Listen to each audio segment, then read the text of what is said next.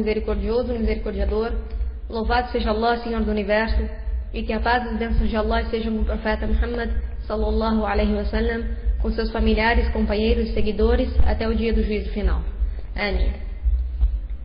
Bom, irmãos, Allah subhanahu wa ta'ala disse no Alcorão Sagrado: e recorda-te de quando Deus disse: ó Jesus, filho de Maria, foste tu quem disseste aos homens: tomai a mim e a minha mãe por duas divindades em vez de Deus? Respondeu: glorificado sejas. É inconcebível que eu tenha dito que por direito não me corresponde. Se tivesse dito, tê-lo-ia sabido, porque tu conheces a natureza da minha mente, ao passo que ignoro o que encerra a tua. Somente tu és o conhecedor do incognoscível. Não lhes disse senão o que me ordenaste: adorai a Deus, meu Senhor e vós. Enquanto permaneci entre eles, fui testemunha contra eles. E quando quiseste encerrar os meus dias na terra, foste tu seu único observador, porque és testemunha de tudo. Se tu os castigas, é porque são teus servos, e se os perdoas, é porque tu és o poderoso, o prudentíssimo. E disse Allah subhanahu wa ta'ala também no Alcorão: ó adeptos do livro, seriam cristãos e judeus, por que negais os versículos de Deus conhecendo-os? Ó adeptos do livro, por que disfarçais a verdade com a falsidade e ocultais a verdade com pleno conhecimento? E disse também Allah subhanahu wa ta'ala no Alcorão: os judeus dizem: és filho de Deus. Os cristãos dizem: o Messias é filho de Deus. Tais são as palavras de suas bocas. Repetem com isso as de seus antepassados incrédulos. Que Deus os combata. Como se desviam? Tomaram por senhores seus rabinos e seus monges em vez de Deus, assim como fizeram com o Messias, filho de Maria, quando não lhes foi ordenado adorar senão a um Deus, senão a um só Deus. Não há mais divindade além dele, glorificado seja pelos parceiros que lhe atribuem. Bom, irmãos, se nós olharmos um pouco e analisarmos a história do cristianismo, nós veremos como a doutrina original de Jesus, alayhi salam, foi modificada até sair do monoteísmo puro, ensinado por Jesus, até chegar na idolatria da doutrina cristã atual. Nós sabemos que a doutrina pregada por Jesus, pelo profeta Jesus, alayhi salam, assim como pelos demais profetas anteriores a ele, foi a do monoteísmo puro. Tal foi o ensinamento que os apóstolos de Jesus, os seguidores de Jesus, aprenderam dele e aplicaram em suas vidas.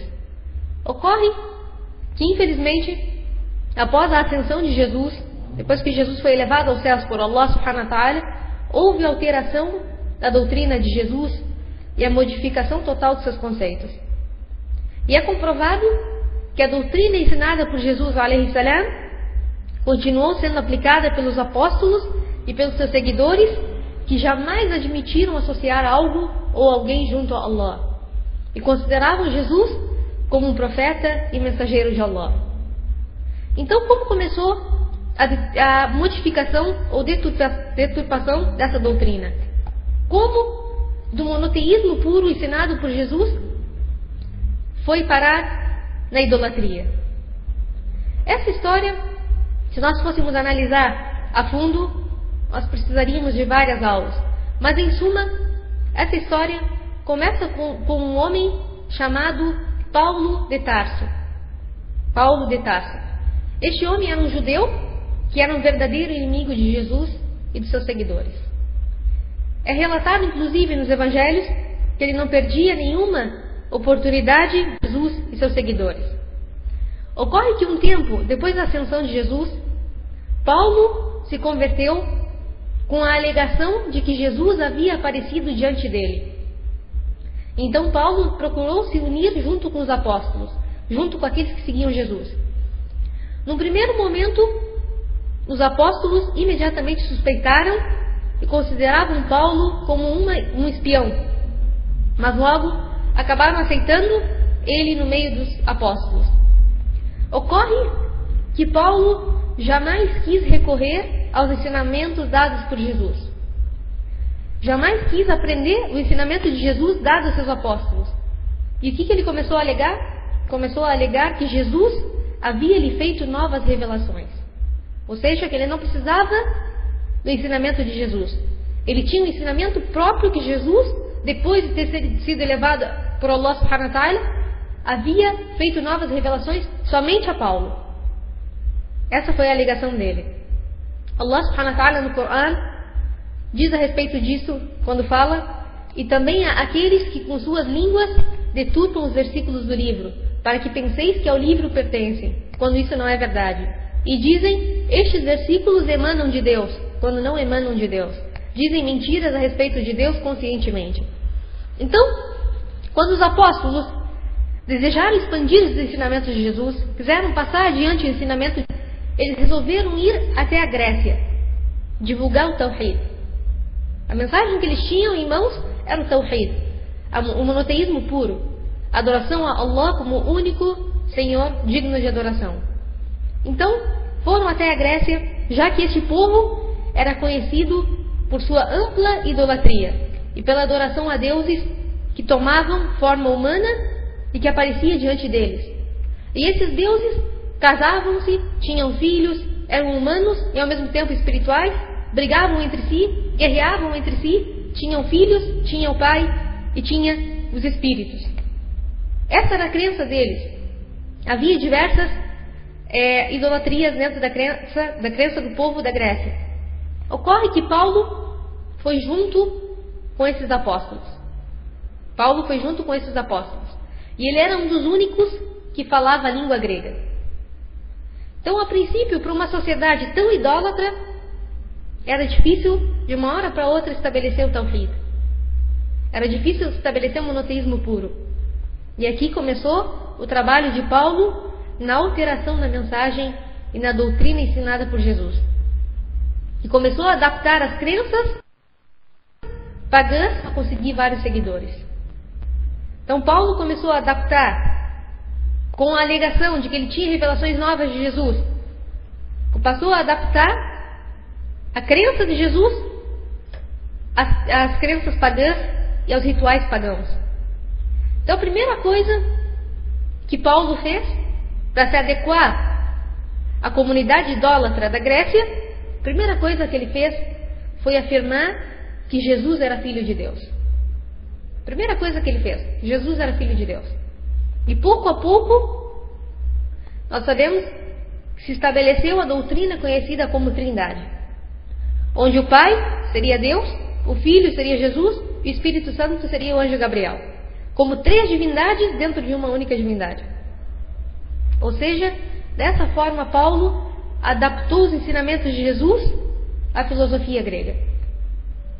Adaptou para conseguir vários seguidores. Então, dessa forma, com essa idolatria, era muito mais fácil que o povo da Grécia aceitasse a doutrina do que ensinando o Tawhid. E foi isso que Paulo fez. Deturpou todo o sentimento, todo o sentido da mensagem de Jesus e alegou a Trindade.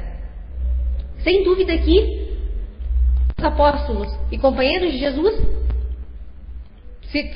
imediatamente se revoltaram contra essa decisão dele e jamais apoiaram tal decisão. E seguiam firmes com o Tawhid, seguiam firmes com o monoteísmo puro. O problema foi que, devido a isso, devido a essa alteração de Paulo, os seguidores de Paulo passaram a aumentar, até construírem a sua própria igreja, que mais tarde veio a ser conhecida como a Igreja Católica Romana. E conseguiram não só formar uma igreja, como o apoio do imperador de Roma, que era Constantino, que era um pagão, ou seja, não era cristão, ele era pagão, e mesmo não adotando a crença de Paulo, apoiou Paulo e a sua igreja, e aqueles seguidores de Paulo e sua igreja, como forma de satisfazer os seus próprios interesses. Então, a verdade é que os verdadeiros seguidores de Jesus eram completamente unitários. Acreditavam que Deus era o único, sem parceiros, e que Jesus era o mensageiro de Deus. Essa era a mensagem de Jesus, e essa era a mensagem na qual os apóstolos, os primeiros seguidores de Jesus, criam. Que Jesus era um ser humano sem natureza divina. Era simplesmente um mensageiro de Deus.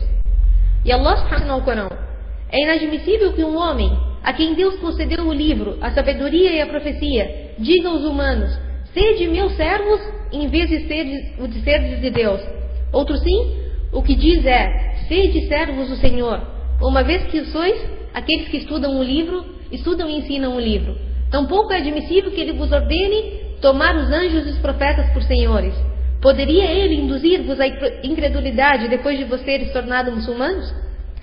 Então, a partir dessa deturpação do ensinamento de Jesus, e a partir disso, surgiram vários conflitos, muitos debates. E entre aqueles que afirmavam a unicidade de Allah e aqueles que afirmavam a Trindade. Então, houve muito debate, muito conflito e muito sangue foi derramado. E muitos dos que afirmavam Tawhid, muitos dos que afirmavam Monoteísmo foram assassinados.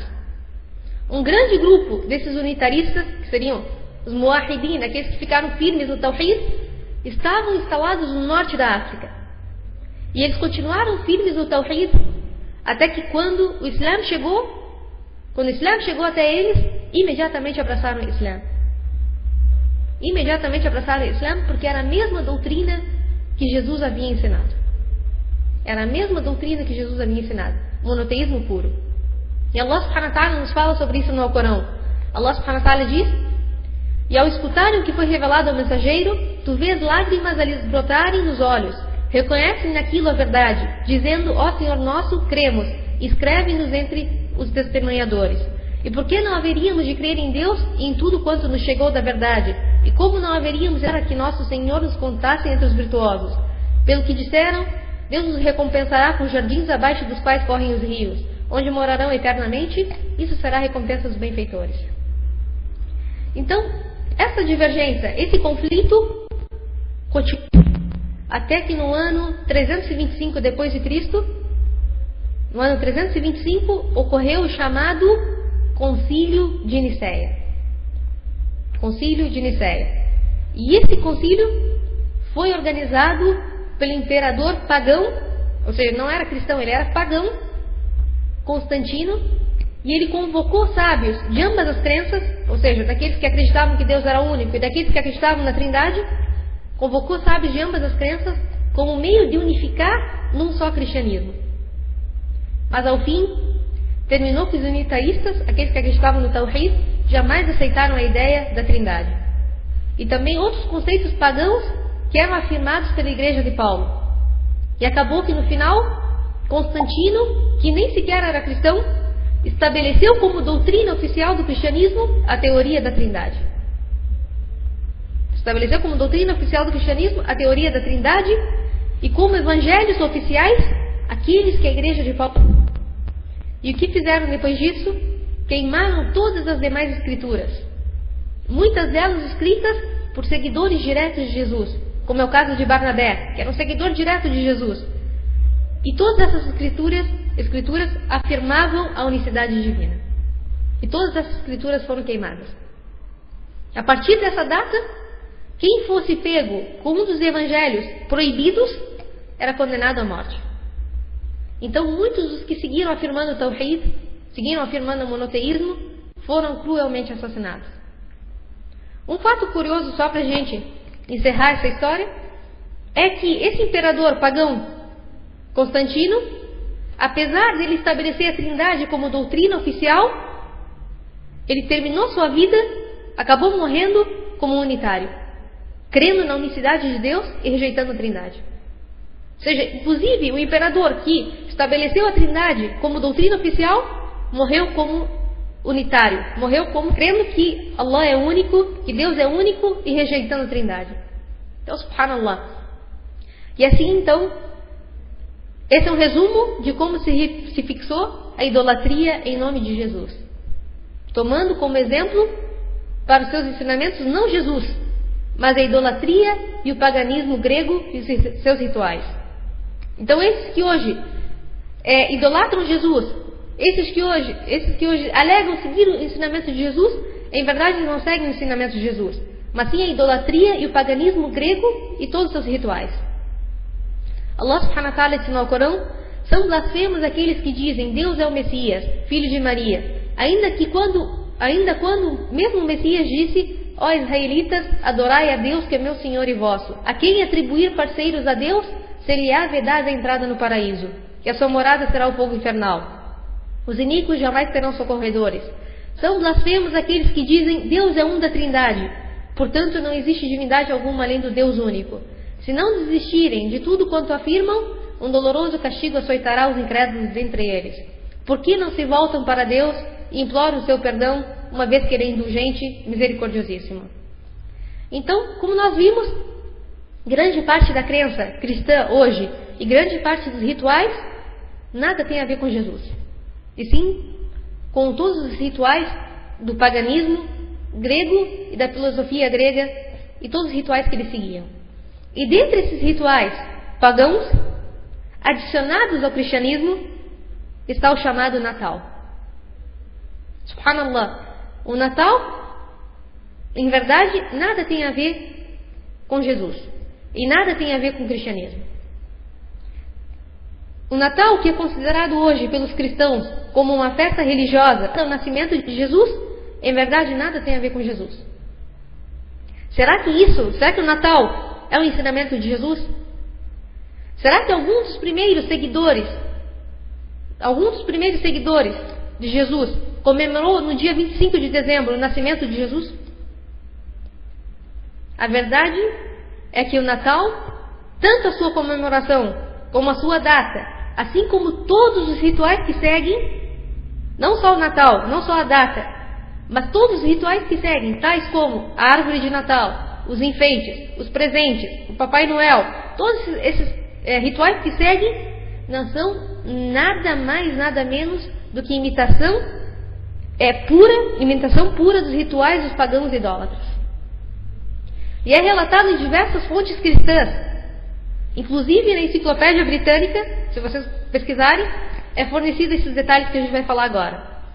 A verdade é que no dia 25 de dezembro era comemorado pelos pagãos o nascimento do Deus Sol, sendo um dia de veneração a esse ídolo. Os pagãos adoravam nesse dia o Deus Sol, no dia 25 de dezembro. Nesse dia eles comemoravam, faziam festas e enfeitavam suas casas com luzes. Inclusive as velas, que hoje é um símbolo tradicional do Natal, é uma velha tradição pagã, porque eles acendiam as velas quando escurecia a noite para reanimar ao Deus Sol, quando esse se extinguia. Quando o sol, ou seja, se punha o sol, eles acendiam as velas como para reanimar ao Deus Sol, como veneração a Deus, ao Deus deles que era o Sol. E é relatado que os pagãos se utilizavam de árvores como forma de idolatria, ritual hoje imitado pelos cristãos. Então, o dia 25 de dezembro foi adotado no Concílio de Nicéia, no ano 325 depois de Cristo. Foi adotado para que a data coincidisse com a festividade romana dedicada ao nascimento do Sol invencível. Seria o Deus deles.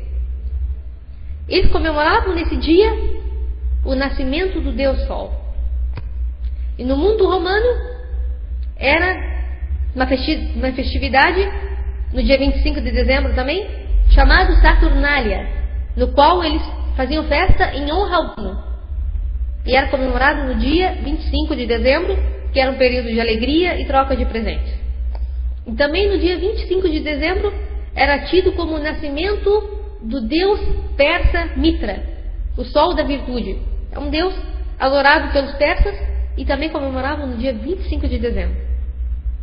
Então, através disso, nós vemos que em verdade o Natal nada tem a ver com Jesus, ou até mesmo com o cristianismo. E se nós fôssemos analisar inclusive o Evangelho, nós veremos que não existe nenhuma fonte digna que se diga que Jesus tivesse nascido no dia 25 de dezembro. Inclusive, devido a alguns cristãos, analisando os próprios evangelhos, dizem que a data provável seria em setembro, jamais em dezembro. Ou seja, essa festa, essa festividade, essa comemoração em nada tem a ver com Jesus, ou até mesmo com o cristianismo.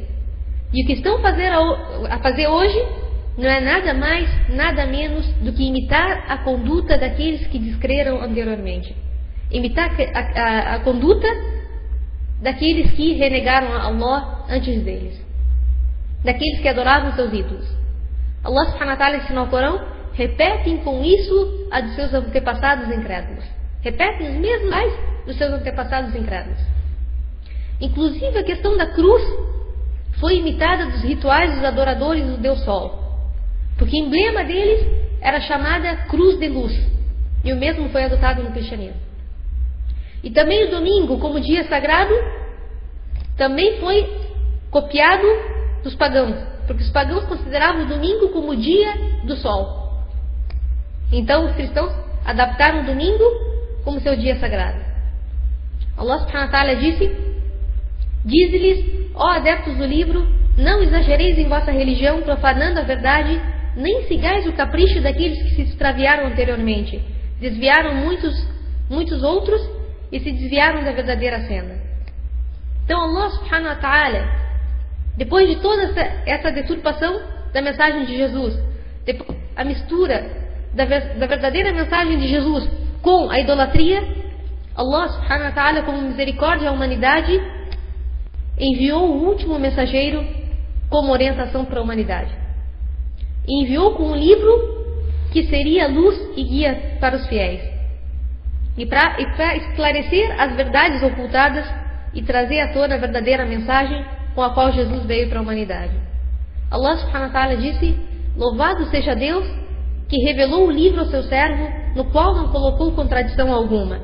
Fez-o reto para admoestar do seu castigo e alviçarar os fiéis que praticam o bem e que obterão uma boa recompensa, da qual desfrutarão eternamente. E para admoestar aqueles que dizem Deus teve um filho. E para admoestar aqueles que dizem Deus teve um filho, a despeito de carecerem de conhecimento a tal respeito, mesmo tendo acontecido com seus antepassados. É uma blasfêmia o que proferem com suas bocas. Não dizem senão mentiras. É possível que te mortifiques de pena deles, por causa deles, se não crerem nessa mensagem. Allah subhanahu wa ta'ala nos revelou o livro da sabedoria e nos enviou um profeta que nos ensinou todo o caminho e a trilha para chegar à satisfação de Allah e até a sua recompensa. Nós, como muçulmanos, temos o orgulho de seguir a guia de Allah e de renegar toda incredulidade, toda idolatria e todos os atos que nos façam parecer aos atos deles. E nós temos o orgulho de seguir a guia do mensageiro de Allah, o qual foi enviado por ele para recomendar o bem e proibir o ilícito, prescrevendo-nos todo o bem e vedando todo o imundo, e nos aliviando dos nossos fardos e livrando-nos dos grilhões que nos deprimem. Então temos orgulho de seguir a verdade e de negar toda a falsidade. Allah subhanahu wa ta'ala disse no Alcorão, Deus dá testemunho de que não há outra divindade além dele. Os anjos e os sábios o confirmam justiceiro. Não há mais divindades além dele, o poderoso, o prudentíssimo. Para Deus a religião é o Islã.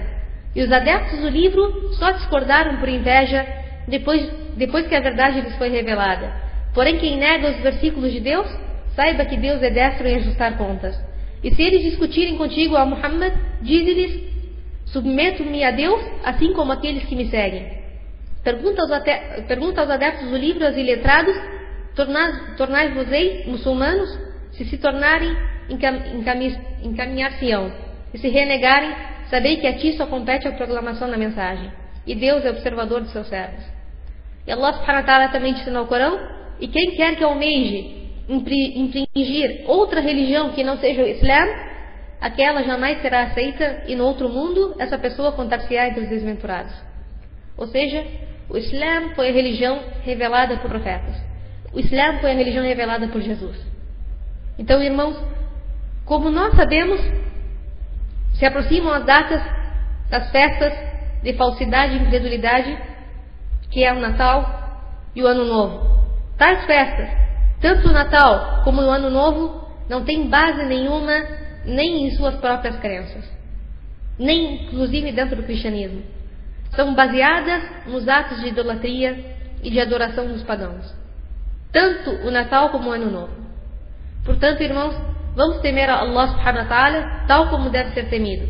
Tais festas não têm base nenhuma em nossa religião, e é contrário à honra que Allah nos concedeu em sermos muçulmanos e seguirmos a verdade. É totalmente vedado a um muçulmano que crê em Allah e no dia do juízo participar dessas festas, tanto comemorando festejando ou até mesmo cumprimentando ou felicitando os incrédulos por tais comemorações. E isso é por unanimidade entre os sábios. O profeta Muhammad sallallahu alaihi wasallam disse: quem imita um povo pertence a eles. E o Sheikh Ibn Taymiyyah disse: imitando-os em seus festivais, insinua que você está contente com as falsas convicções deles e práticas. E lhes dá a esperança que eles podem ter a oportunidade para humilhar e enganar o fraco. Ibn al-Qayyim disse, sabe Ibn al-Qayyim?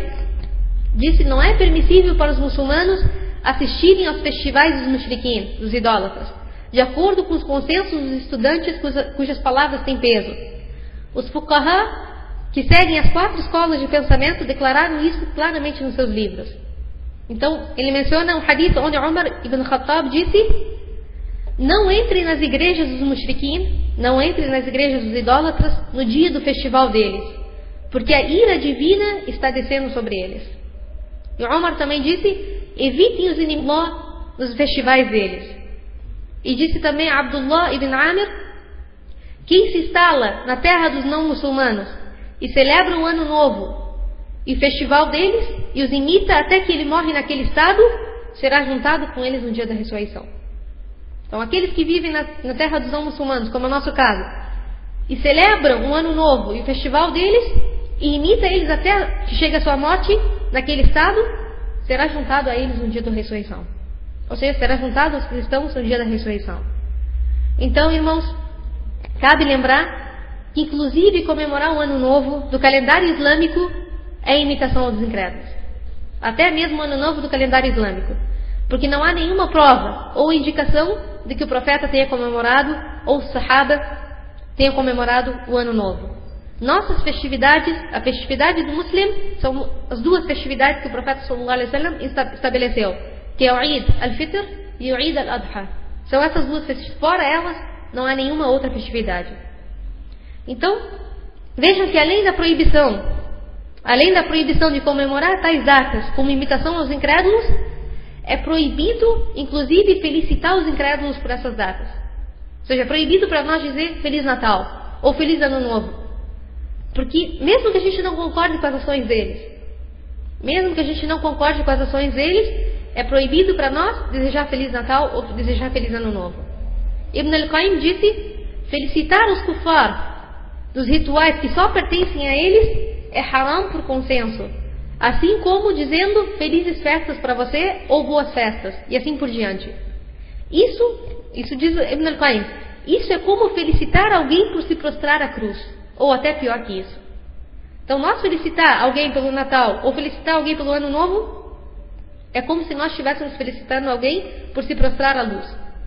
E é tão grande como isso, essas são as palavras de Ibn al-Qayyim, e é tão grande como o pecado de felicitar alguém por beber o vinho, ou assassinar uma pessoa, ou por ter relações sexuais ilícitas. E assim por diante, desses que não têm nenhum respeito pela queda da religião deles, esse erro, não percebem o prejuízo das ações dele. Então, conclui as palavras de Ibn al-Qayyim dizendo: quem felicita uma pessoa pela desobediência dele, ou bid'a, ou kufur, se expõe à ira e raiva de Allah. Então, Allah subhanahu wa ta'ala disse no Alcorão: se renegais a fé, por certo que Allah é bastante a si mesmo prescindindo de vós, e não se agrada com a incredulidade de seus servos, mas se agradecerdes, Ele se agradará de vós. Portanto, irmãos, como muçulmanos, orgulhosos da nossa religião e da guia de Allah, nós não comemoramos tais festividades, por não encontrar nenhuma ordem ou permissão de Allah ou dos seus mensageiros para tal ato. E nós temos orgulho de sermos diferentes dos atos dos incrédulos.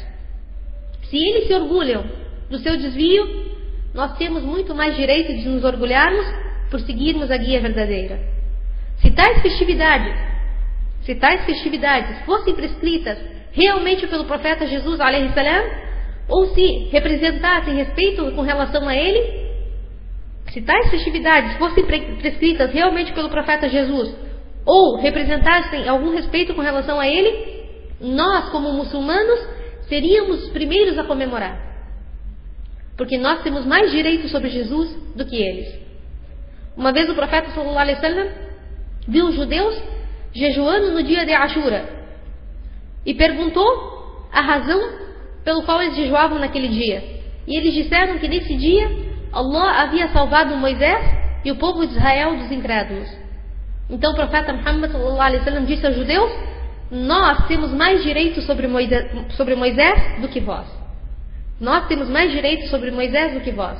E estabeleceu o jejum do dia de Ashura como voluntário para os muçulmanos. Mas a verdade é que Jesus, alaihi salam, jamais prescreveu tais festividades. E ao contrário do que pensam, estão desobedecendo as suas ordens e abandonando a guia de Jesus. Aqueles que comemoram o Natal e aqueles que comemoram o Ano Novo, em verdade, estão desobedecendo as ordens de Jesus e abandonando a guia de Jesus. Então, irmãos, saibam que esses fatos, todas essas comprovações que eu trouxe, estão todos em fontes cristãs. Inclusive, existe um cristão que escreveu um livro dizendo 10 razões para não comemorar o Natal. 10 razões para não comemorar o Natal. Então, todas essas questões foram tiradas inclusive de fontes cristãs. Essa festividade, um ato totalmente de idolatria e imitação dos pagãos. Então, irmãos, com respeito a esse profeta honrado por Allah, que é Jesus alaihi salam, como respeito a ele e como honra a ele, nós não comemoramos tais datas. Então não quer dizer, nós por não comemorarmos essas datas não significa desrespeito a Jesus. Pelo contrário, significa que nós respeitamos Jesus, porque Ele não nos ensinou tais coisas. E basta-nos Allah e sua religião por guia. Allah subhanahu wa ta'ala disse: hoje aperfeiçoei a vossa religião, completei minha graça para convosco e agradei-me do Islã como religião para vós. Portanto, irmãos, vamos nos dedicar à obediência a Allah, ao temor a Ele e na busca do perdão dele. Vamos nos dedicar na busca do perdão de Allah com o istighfar, implorando perdão a Allah, e com a tauba, com arrependimento perante Allah dos nossos pecados, como forma de refúgio da ira e do castigo de Allah. Então, nesses dias no qual as pessoas comemoram tais atos de idolatria, nós devemos nos apegar ao istighfar, implorando perdão a Allah e nos arrependendo dos nossos pecados, como forma de refúgio da ira e do castigo de Allah. Porque Allah subhanahu wa ta'ala disse no Alcorão: é inconcebível que Deus os castigue estando tu entre eles. Nem tampouco Deus os castigará enquanto puderem implorar por perdão. Então cabe a nós nos apegarmos ao istighfar, à tauba e à obediência a Allah subhanahu wa ta'ala e ao temor a Ele. E que Allah subhanahu wa ta'ala permita que nós sejamos daqueles que ouvem a exortação e que seguem a orientação, e nos refugiamos na satisfação de Allah contra a sua insatisfação e no seu perdão contra o seu castigo. Ó Allah, não nos condenes pelo que fazem os insensatos entre nós. Allahumma, originador dos céus e da terra, conhecedor do incognoscível e do cognoscível, tu dirimirás entre os teus servos as suas divergências.